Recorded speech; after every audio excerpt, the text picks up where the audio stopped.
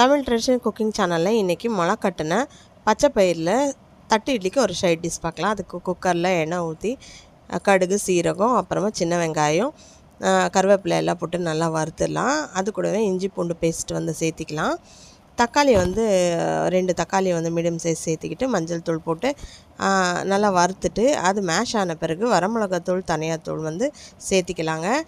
அது கூடவே கழுவி வச்சுருக்கிற முளை கட்டின பச்சை பயிரை சேர்த்திட்டு தேவையான அளவுக்கு தண்ணி ஊற்றி 2லேருந்து 3 விசில் விட்டுக்கலாங்க.